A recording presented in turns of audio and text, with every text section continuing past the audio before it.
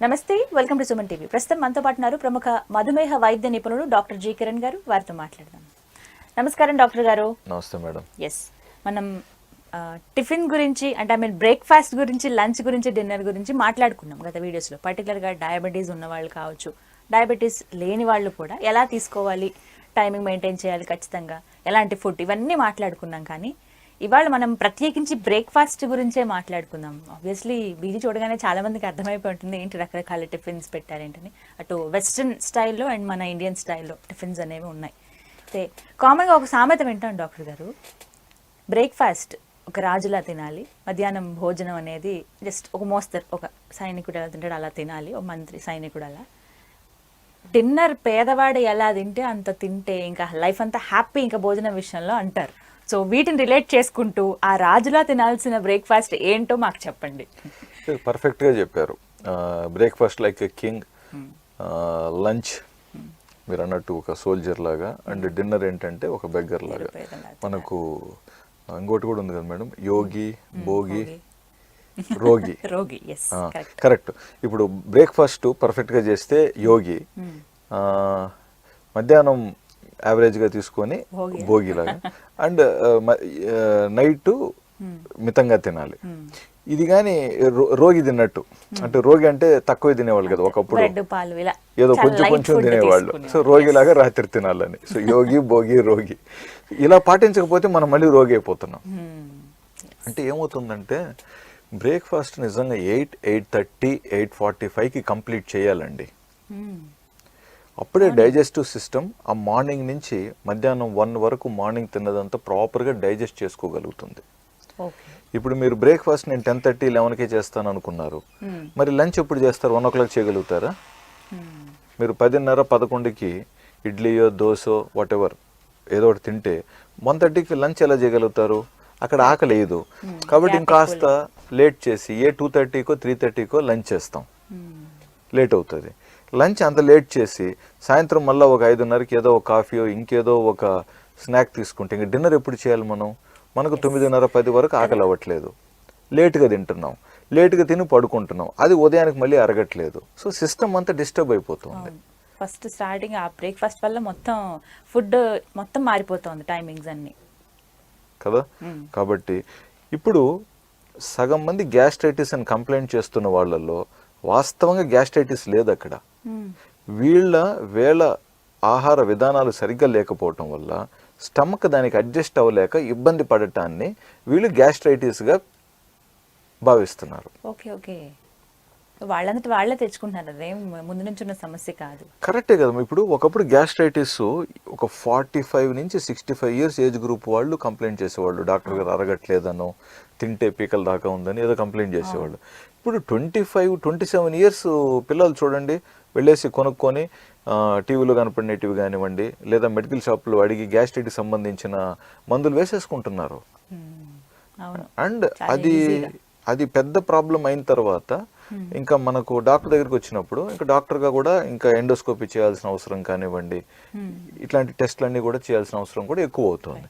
ఆ తర్వాత గ్యాస్ట్రిక్ సంబంధించిన మందులు వాడాల్సిన అవసరం కూడా వస్తుంది. బట్ ఇవన్నీ బాగానే ఉన్నాయి. బట్ మళ్ళా ఆహార విధానాల క్రమశిక్షణ ఎంతమంది పాటించగలుగుతున్నారు? కానీ డాక్టర్ గారు టైం సెట్ అవ్వట్లేదు. ఇప్పుడు ఒక హోమ్ మేకర్ ఉన్నారే తీసుకున్నాం, ఒక గృహిణి తన ఇండ్లు అంతా చక్కబెట్టుకుని భర్తను ఆఫీస్కి పంపించిన తర్వాత పిల్లల్ని కూడా పంపించేసి ఆ టైం మొత్తం అన్ని ఇల్లంతా సర్దుకునేటప్పటికి ఆమె ఫ్రీ అవ్వాలి అని అంటే మినిమం 10:30 to 11 అవుతుంది. మరి అప్పుడు బ్రేక్ఫాస్ట్ చేస్తే ఆబ్వియస్గా లంచ్ అనేది 3-4 అవుతుంది. ఇక డిన్నర్ ఎలాగో ఇంకా లేటే, అందరూ వచ్చి పిల్లలు వచ్చి అంతా చేసుకునేటప్పటికి. సో ఎక్కడ అసలు అడ్జస్ట్ చేసుకోవాలి? పర్టికులర్గా హోమ్ మేకర్స్ మీద దృష్టి పెట్టి చెప్పండి. ఇప్పుడు హోమ్ మేకర్స్కి అసలు గ్యాస్ ట్రబుల్ రాకూడదు. అవునా? బట్ సగం మంది గ్యాస్ కంప్లైంట్ చేసేది వీళ్ళే. పాపం, ఏం చేయాలో కూడా తెలియని పరిస్థితి. సో నేనేమంటానంటే పిల్లల్ని స్కూల్కి పంపించాలి కదా, వాళ్ళు వెళ్ళిపోయిన నెక్స్ట్ 10 minutes మీ బ్రేక్ఫాస్ట్ టైం.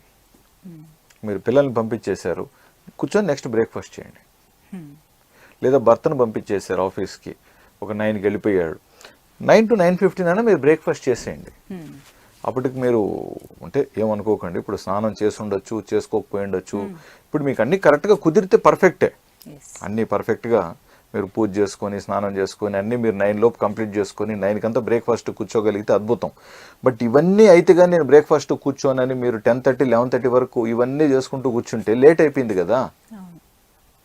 లేదా కొంతమంది ఏం చేస్తారు, 11:30 అయిపోతుంది కాబట్టి బ్రేక్ఫాస్ట్ ఇక్కడ చేసేసి ఇంకా లంచ్ని స్కిప్ చేసేసి ఈవినింగ్ పూట మళ్ళీ కొంచెం ఫ్రూట్ సలాడ్ లాంటిది ఏదన్నా వెజిటబుల్ సలాడ్ లాంటిది తినేసి డిన్నర్ ఎర్లీగా చేస్తారు.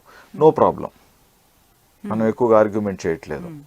బట్ నువ్వు లంచ్ కానీ లేట్గా చేస్తే ఇంకా నెక్స్ట్ డిన్నర్ అన్న అప్పుడు స్కిప్ చేయాలి. లేకపోతే నువ్వేమో బ్రేక్ఫాస్ట్ తినాలి, లంచ్ తినాలి, డిన్నర్ తినాలి, మధ్యలో కాఫీలు నడవాలి, ఇంకేమైనా పకోడా సమోసాలు బజ్జీలు నడవాలి.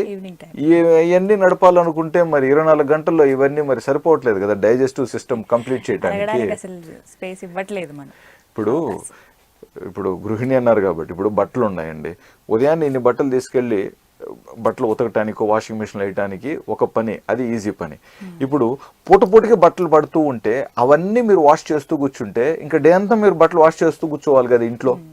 సేమ్ పనే కదా డైజెస్టివ్ సిస్టమ్ పడుతుంది. సో ఒక క్రమశిక్షణ అనేది మనం ఏర్పాటు చేసుకోవాలండి. రెండోది, డాక్టర్ కంటే కూడా ఎవరికైతే ఈ సమస్య ఉందో ఎటువంటి ఆహారం తింటే వాళ్ళల్లో వాళ్ళ పొట్ట పేగులు మళ్ళీ తేలిక ఎన్ని గంటల తర్వాత అవుతుంది అనేది వాళ్ళకు బాగా తెలుసు. ఇప్పుడు జస్ట్ నార్మల్గా ఇడ్లీ దోశ తింటే ఇంత టైం పడుతుంది నాకు, అదే ఒక పెసరట్ లాంటిది ఏదైనా తిన్నాం అనుకోండి ఇంత టైం పడుతుందన్న విషయం, ఒక సాంబార్తో తింటే ఇంత టైం పట్టచ్చు, మీరు ఒకలాంటి చట్నీతో తింటే ఇంత టైం పట్టచ్చు, లేదా దీనికి ఒక వడ యాడ్ అయితే అది పొట్ట అరుగుదల చేసి పేగులకి కిందికి పంపించడానికి ఒక టైం పట్టచ్చు. జనరల్గా ఇవి మీకు అర్థమవుతాయి బాడీలో పొట్ట తేలిక అవటం గురించి. అది కొంచెం దృష్టి పెట్టండి అక్కడ ఐటమ్స్. సో ఇలాంటి ముఖ్యంగా స్పెషల్ ఐటమ్స్ ఇలాంటి తినాల్సిన అనుకున్నప్పుడు దయచేసి కొంచెం ఉదయాన్నే టైంకి తినండి. కానీ డాక్టర్ గారు ఇక్కడ మనం ఏమో రకరకాల టిఫిన్స్ చూపిస్తున్నాము, అంటే అవి తినొచ్చు అంటారా? అంటే అన్ని ఒకే పూట అని చెప్పలేదు మనము, వాటిలో ఏదన్నా ఒక ఐటమ్ తిన్నప్పుడు. అయితే ఇందులో ఇక్కడ మనకి వెస్ట్రన్ స్టైల్ పూర్తిగా ఎగ్ బ్రెడ్ ఆమ్లెట్ తీసుకుంటూ ఉంటారు, సో జ్యూస్ కంపల్సరీ ఉంటుంది, సో అవి తీసుకోవాలా? ఈ ఇడ్లీ దోశ వడ ఇవి తీసుకోవాలి? ఏది ఇప్పుడు 7 రోజులు కదమ్మా, 7 రోజుల్లో మీకు నచ్చినటివి ఒక్కొక్క రోజు తినండి. అవును, ఒక రోజు పిల్లలు ఉంటే సమస్య ఏంటంటేనండి, 2-3 ఉంటే ఒక్కొక్కరు ఒక్కొక్క వెరైటీ అడుగుతారు సార్, ఎలా మరి? ఇప్పుడు లేదు, మనం కొంచెం పిల్లలు అయితే ముఖ్యంగా ఉన్నప్పుడు వాళ్ళతో ఏకాభిప్రాయంలో ఈరోజు బ్రెడ్ ఆమ్లెట్ అడిగారు అనుకోండి, ఇంట్లో అందరూ బ్రెడ్ ఆమ్లెట్ వేసుకుందాం.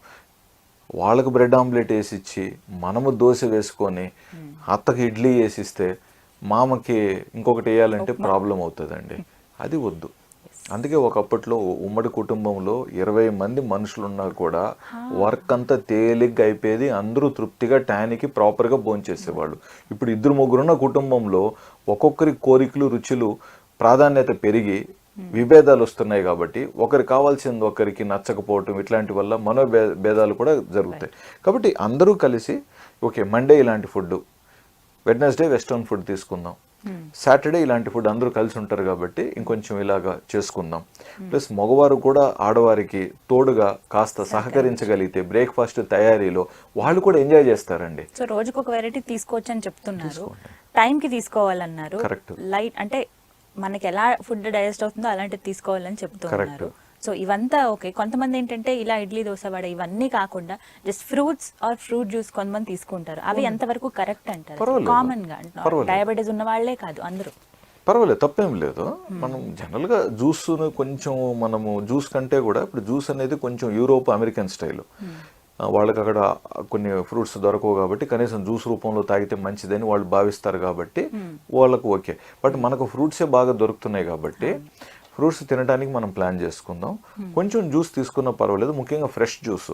మనం ఎప్పుడు కూడా ప్యాక్డ్ జ్యూసెస్ని మనం కొంచెం వ్యతిరేకిస్తున్నాం కాబట్టి మీరు జ్యూసెస్ తీసేసుకోండి అని చెప్పడం ఈ నేపథ్యంలో అంత కరెక్ట్ కాదు కాబట్టి ఫ్రెష్ జ్యూస్ ఉంటే ఓకే అండి, లేకపోతే ఫ్రూట్స్ తినడానికి ప్లాన్ చేయండి. రైట్. సో అదొకటి గుర్తుపెట్టుకోవాలి. సో టైంకి తినమంటున్నారు సార్, ఇప్పుడు మనం నెక్స్ట్ ఓట్స్ ఉంటాయి, ఓట్స్ మీల్, ఇప్పుడు ఇంకా ఎక్స్ట్రా రకాలు కూడా యాడ్ అయినాయి కాబట్టి అన్నీ మంచివే. బట్ 7 రోజుల్లో ఒక్కొక్కసారి ఒక్కొక్క ఐటెం ప్లాన్ చేసుకోండి, అన్ని చక్కగా ఎంజాయ్ చేయండి. ఒక్కొక్క వెరైటీ తీసుకోండి, టైంకి తీసుకోండి అని చెప్తున్నారు సార్. చివరికి ఇంకొక డౌట్, చాలా మందికి చెద్దన్నం తినే అలవాటు ఉంటుంది, చలవ చేస్తుంది బాడీకి అని చెప్పి అది చాలా బెస్ట్ అంటూ ఉంటారు. అది బ్రేక్ఫాస్ట్ లో తీసుకోవడం ఎంతవరకు కరెక్ట్? పర్ఫెక్ట్ గా తీసుకోవచ్చు, పర్ఫెక్ట్ గా. ఇప్పటికి కూడా మీరు భారతదేశంలో తీసుకుంటే కొన్ని లక్షల మంది గ్రామాలలో బ్రేక్ఫాస్ట్ అదే. అండ్ ఎన్ని గంటలకు తీసుకుంటారు వాళ్ళు? 7-7:30 సూర్యోదయానికి. ఆ ఎండ రాకముందే వీళ్ళు పొలంలో వెళ్ళి పనిచేయాలి కాబట్టి అక్కడే తాగేసిపోతారు. దాదాపు ఇంత ఒక మనం దాన్ని పాట్ అంటాం కదా, ఎర్ర కుండ కానీ, ఆ కుండలో ఎంత దాదాపు 1.5-2 లీటర్స్ ఉంటుంది అది క్వాంటిటీ. అంటే అందులో రైస్ కొంచెం తక్కువే ఉంటుంది, మిగతాదంతా ఎక్కువగా వాటర్ ఉంటుంది. అందులో వీళ్ళు మార్నింగ్ కొంచెం ఏదైనా మజ్జిగ అలాంటిది ఏదైనా పోసుకోండొచ్చు, లేదా ఒక ఆవకాయతో కొంతమంది నంచుకొని తీసుకుంటారు. Perfect, no problem. వాళ్ళు చేసే పనికి అలాంటివి తిన్నప్పుడు లంచ్లు స్కిప్ చేయటం అలాంటి బెటర్ అంటారా? లేదు, అలానే లేదు. లంచ్ మళ్ళీ లంచ్కే వచ్చేస్తారు కదా, లంచ్కి ఆకలి అవుతుంది. ఇందులో ఈ సద్దులో ఏంటంటే సాలిడ్ తక్కువ, లిక్విడ్ ఎక్కువ, కాబట్టి నిజంగా ప్రాపర్గా మధ్యాహ్నానికి హ్యాపీగా ఆకలిస్తుంది. ఓకే, ఎలాగో ఫిజికల్ యాక్టివిటీ ఎక్కువ ఉంటుంది వాళ్ళకి. కరెక్ట్. మనం చేసే పని బట్టి మన ఫుడ్ ని సెలెక్ట్. ఇంకొక పాయింట్ కూడా, ఇప్పుడు ఇడ్లీ సాంబార్ అనేది వేరే, బట్ ఇడ్లీ చట్నీస్తో తింటే వేరే. సో ఇడ్లీ విత్ చట్నీ తిన్నప్పుడు తక్కువ తినండి, 2 ఇడ్లీ విత్ చట్నీ పెట్టుకోండి. సాంబార్ అంటారా, ఓకే 3 ఇడ్లీ విత్ పల్చగా ఉంటుంది కాబట్టి సాంబారు, 3 ఇడ్లీ విత్ సాంబారు. సాంబార్లో ఇంకా మనకి డ్రమ్ స్టిక్స్, మునక్కాడు ఉండొచ్చు, గుమ్మడికాయ ఉండొచ్చు, కాబట్టి అది ఒక ఆప్షన్. సో ఈ విధంగా మనం సాలిడ్ లిక్విడ్ రేషియోని కూడా మనం కొంచెం క్యాలిక్యులేట్ చేసుకోగలిగితే, ఎందుకు ఆ పాయింట్ చెప్తున్నానంటే, మనం ఇప్పుడు క్యాలరీస్ని కూడా మనము అవగాహనలో ఉన్నాం కదా, లెక్క పెట్టుకుంటున్నాం కాబట్టి ఇలా బ్యాలెన్స్ చేసుకోవటంలో కూడా ఒక అర్థం ఉంది అనేది నా ఆలోచన. రైట్ డాక్టర్ గారు, థ్యాంక్ యూ సో మచ్ అండి, నమస్కారం.